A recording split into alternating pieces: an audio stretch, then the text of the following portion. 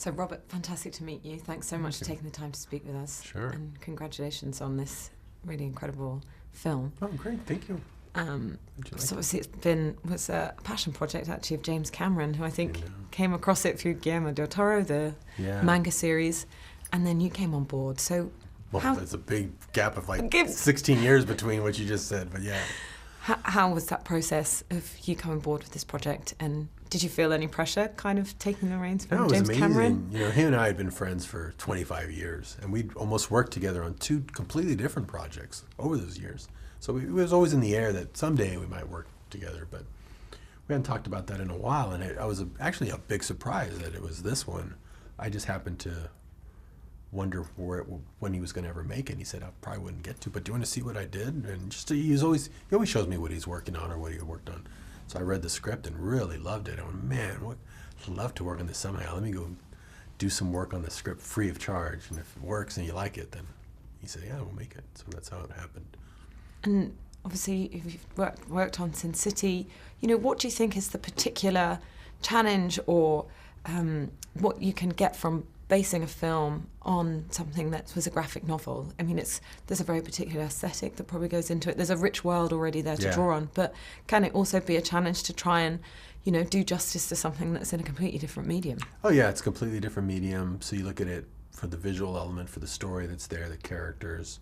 If you think it can translate to something that's a cinematic story, it would be really more daunting than even Sin City, because Sin City was a bunch of short stories that were kind of, and not as many. And that fits better into a film format than something that's just so sprawling over 30 graphic novels.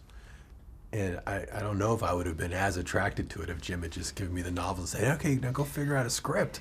He had already done all that work, and he had an amazing script that he was getting ready to go, he would have been ready to go direct himself. I just had to cut it down. I had to take out like 60 pages, but see, there was lots of richness in there, so reducing the sauce, so to speak, just made it better. But him figuring out the arc of the character really is what made this so exciting to do, is because that's a lot of the heavy lifting right there. And it was incredibly ambitious in terms of the technology used, the visual effects. Yeah. And I understand there's like more complexity in Alita's eye than there was in the whole of Gollum. So, you know, was that pretty hard to pull off? And how do you manage, you know, trying to make sure that the final piece is just how you want it to be? Yeah, you just have to do a leap of faith. I learned that from Jim watching him on Avatar. I visited him on the set of Avatar, and he was doing performance capture with the actors. Zoe Saldana was there, and then he showed me some artwork of what he hoped it would look like when they finished the movie 3 years later. He's saying, I hope we can get to this photoreal. I don't know if we can. I went, you're shooting blind like that? Like you don't even know what it's going to look like? He goes, yeah, it's a leap of faith. So I thought it was crazy. Of course, now I had to do it on this, but I realized that's just what you have to do. You just have to hope that we can get it to look like that. And that's how you break new ground. If you could already prove it, if it's already proven, then you're not breaking new ground. So they had to go figure out that face. It took years, you know. And you've got a phenomenal cast there, kind of all-star cast, you know, and even some of the minor characters. And so how did you put these actors together? And in particular, you know, how did you decide on Rosa for this central, you know, really empowered female character at the minute? You know, I love casting. I'm known for the cast that I put together because I really gravitate towards great actors. And Rosa just walked in the room, and it's just an instinct. It's not even something that you can look at their other work and say, oh, it's going to be her. They walk in the room and it's something you feel. So I just felt she was the one. And of course she ended up being more than that. She's amazing. Christoph Waltz, people even asked me afterwards, like, why would you cast him as the father? Isn't he? But you think the audience will always suspect he's a villain of some kind? No, I spent 3 hours talking with him about our daughters, our families, and being what being a father is. I'm sure he's a great actor. I'm sure you'll just see him as a father. Of course, that's what's there. So it's really more of an instinct than anything, any kind of thought process.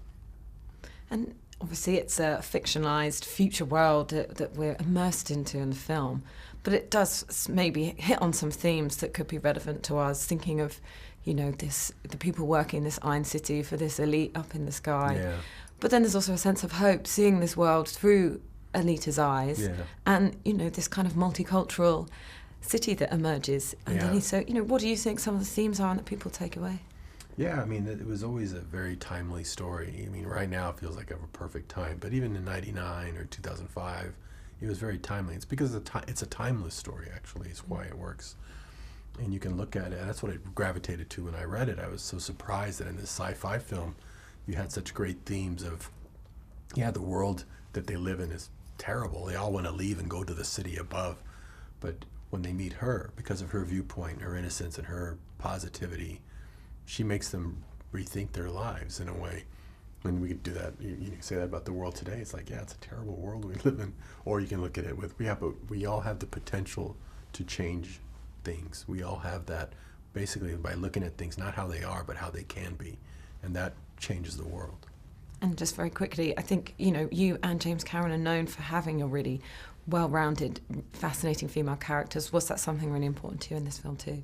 Yeah, and also in a way that it didn't. I told him when I read it, I said this was amazing. It really took me by surprise.